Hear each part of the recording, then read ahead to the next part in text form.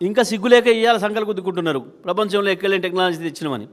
అది ప్రపంచంలో ఎక్కలేని టెక్నాలజీ తెచ్చి పొక్కలు దూకింది, అయిపోయింది, రాకుండా బయటికి. చచ్చిపోయిన శవాలను తీసే ముఖాలు కూడా కావు, మీకు సిగ్గు లేకుండా ఇంకా మాట్లాడుతున్నారు.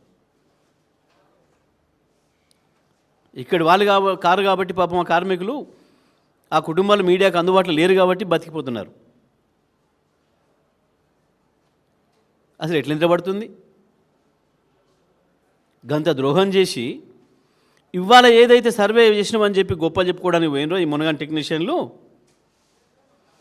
ఆ సర్వే చేసిన తర్వాత మాత్రమే తేవాల్సి ఉండే ఈ టెక్నాలజీ. వాస్తవానికి ఆ సర్వే జరిగిన తర్వాత మాత్రమే ఎక్కడి నుంచి వెళ్ళి పోవాలి సొరంగం అనేది నిర్ణయం చేయాల్సి ఉండే.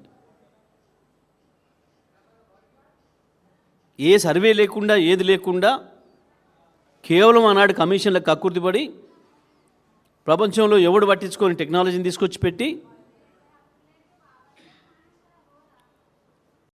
కేసీఆర్ హరీష్ రావులు కలిసి సంతకం పెట్టినరు. 512 299 అని మాట్లాడింది. చెప్పు దెబ్బలకు సిద్ధమని నేను అడుగుతా ఉన్నా. మీ సమైక్య ఆంధ్రప్రదేశే ఆ జీవో ఇచ్చిపోయింది. ఆ విషయాన్ని మేం చెప్పలే, కేంద్రమే స్వయంగా అపెక్స్ కమిటీ సమావేశ సందర్భంగా మినిట్స్ను స్పష్టం చేసింది చాలా క్లియర్గా.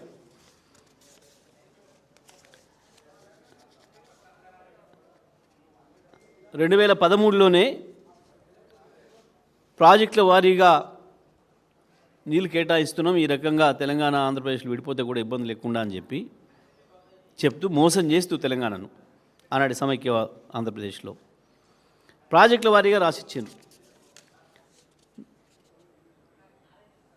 298.8 టీఎంసీలు తెలంగాణ ప్రాజెక్టులకి, 512 టీఎంసీలు ఆంధ్రప్రదేశ్కి ఇస్తున్నట్టు దాని మినిట్స్లోనే ఉంది, వాళ్ళు ఇచ్చిన మినిట్స్లోనే ఉంది.